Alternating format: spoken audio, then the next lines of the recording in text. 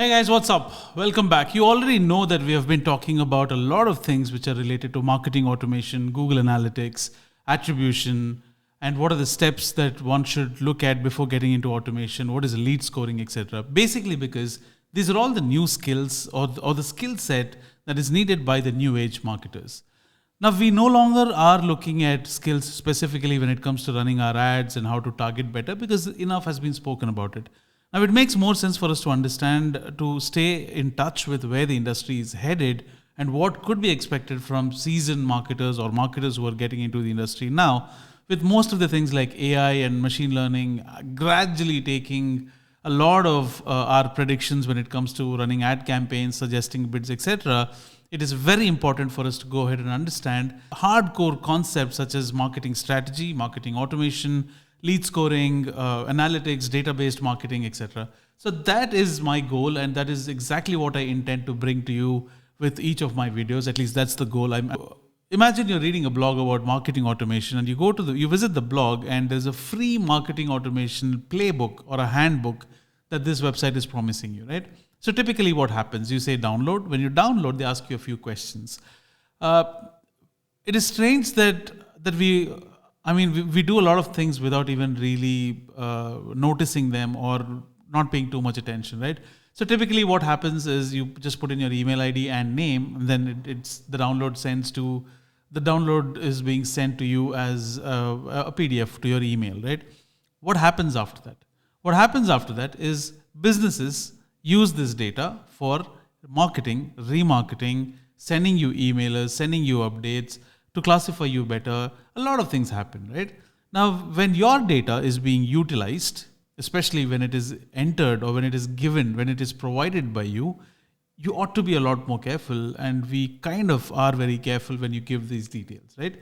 Now, when it's just email ID and phone number, when it's just email ID and name, we don't think much. But what about giving out 7 fields, 10 fields, 15 fields, official email ID, address, phone number?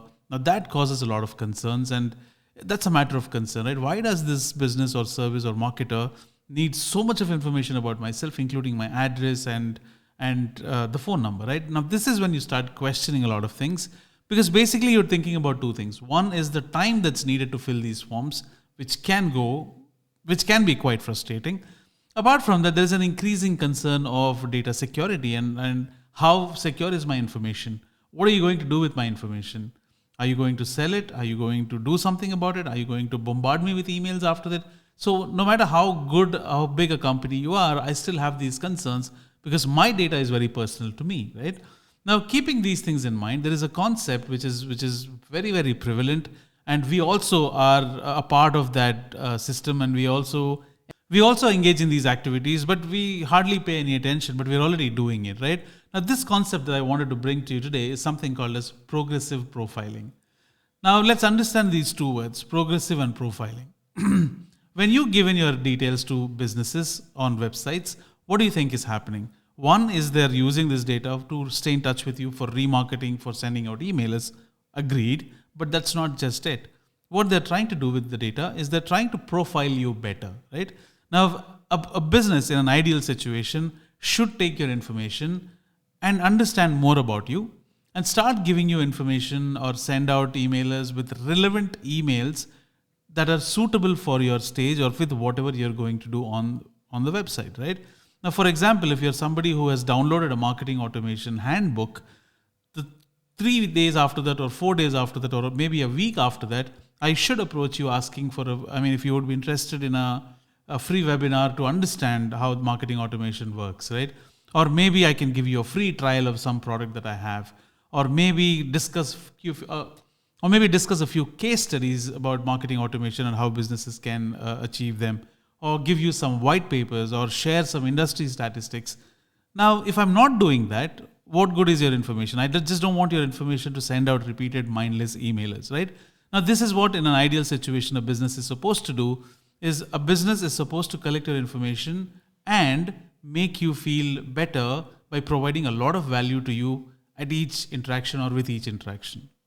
Now, no matter how much a business is genuine, no matter how genuine a business is, no matter how much of good intent they have to service you better, I would still not go out and give them 15 fields of information, basically because it's very time consuming, frustrating.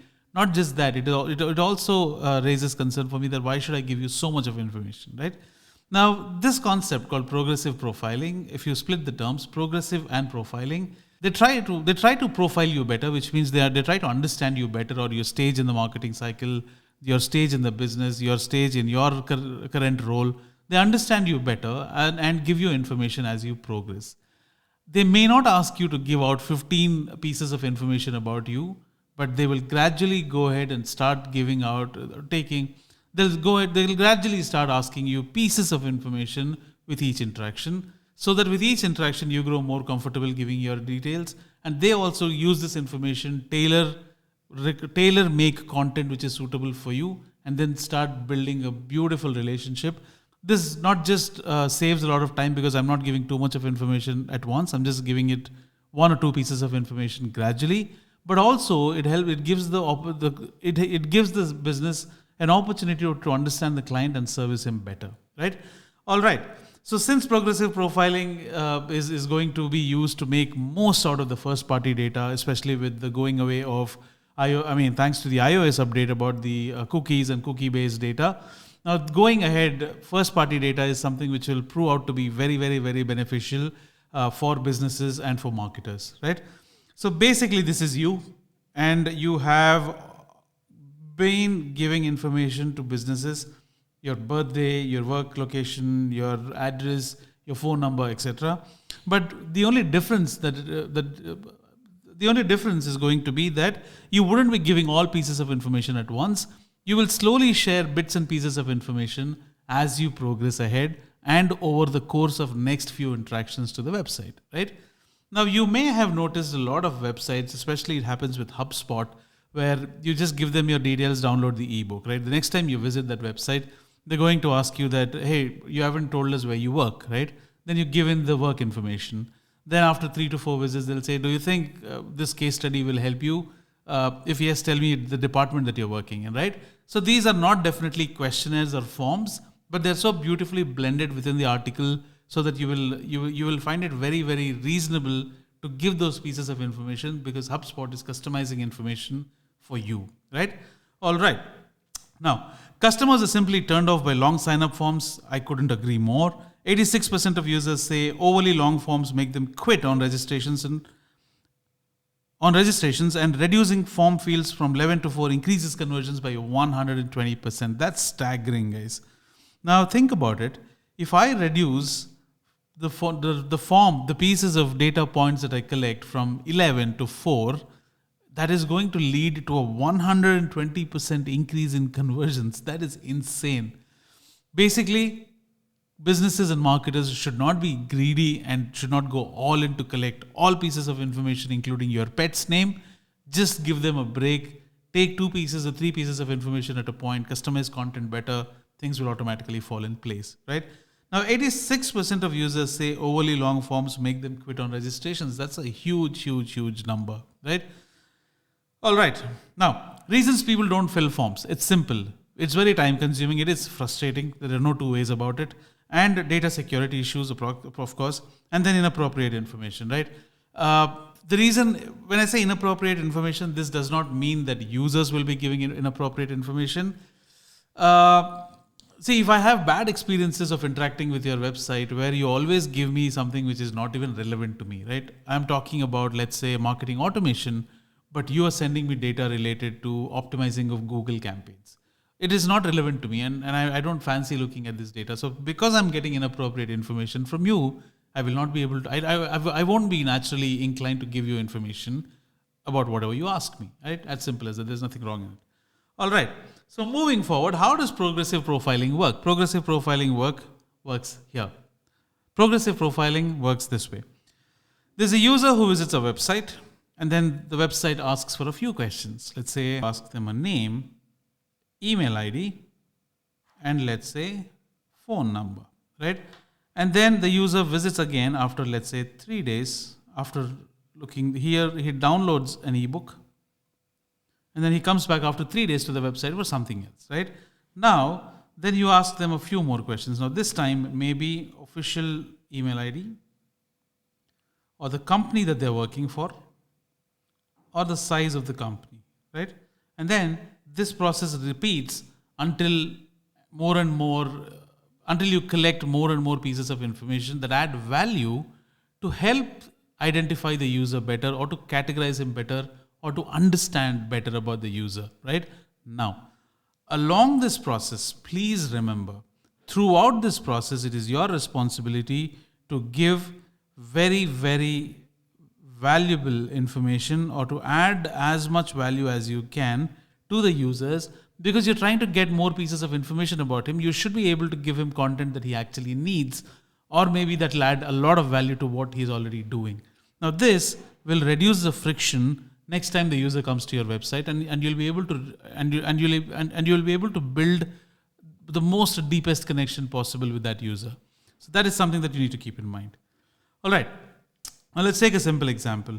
Now, sign up. A user has signed up. You ask them a few questions. You give them a free download, right? Once the free download is done, then you follow up with him for a gift card or a giveaway, right? And then the user logs in. Then ask a few more questions. Then give them access to your resources or your knowledge base, where you talk about a lot of things that the users can do themselves, right? Then ask a few more questions again. Then invite them for a free webinar, right? And make sure this adds value and not just any random webinar. Then ask them a few more questions, and then send them a newsletter, right? And then ask them a few more questions, and now send them a white paper. Then ask them a few more questions and call them for a meetup, right? Or call them for an office visit. Call them for an interaction that you have with your client, because they need to understand what it is happening. Now, this whole process is never ending, because you keep repeating this until you learn, until there is no more that you can learn about your user. But I personally believe there doesn't have to be an end for this equation, because it can go on and on and on and on, and it can serve as a brilliant customer retention strategy. Because once you build that trust, it is very difficult for customers to go for somebody else by declining your offers, right? So basically, you're trying to build a lifelong, almost a lifelong connection with your users. So that is something that you need to remember when you speak about progressive profiling. So this is just an example, and I'm pretty sure that we are already doing this in our daily lives without even realizing it as users, right? Now, if you're a marketer or a business, if you implement the same thing and build a system around it for your business, it will be very, very, very worthwhile. Right. Progressive profiling allows you to collect just the right information from your users just at the right time, so that this can be used to go ahead and start building custom landing pages, custom papers, custom information, custom email newsletters, so that they find it really, really, really helpful, right? All right.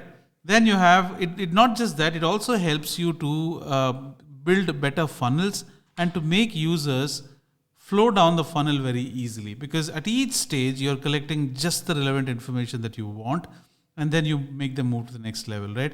And here you may ask a few questions, and then you make them go to the next level, and then you ask some more relevant questions, give them something of value that is a given. You need to give that, and then you move them to further, then add some value, ask more questions, and keep doing this. This is something which you have to repeat, because this is a never-ending process. Right? So that is about progressive profiling, and in the sessions to come, I would probably talk about examples and some case studies that you can speak about, or you can look into when you speak about progressive profiling. If you're a business or if you're a marketer who is struggling with with a drop in conversions, or if you're not able to cut through that a bridge between you and your customer, where you're not able to build that connection, this could be an excellent way. Ask a few questions, provide them something of value, ask them some more questions, and that's how you start building your progressive profiling process, right? My name is Casey. As always, thank you so much for your support. I appreciate your time, and please subscribe to this channel, because it would mean the world to me. Ciao, until next time, my name is Casey.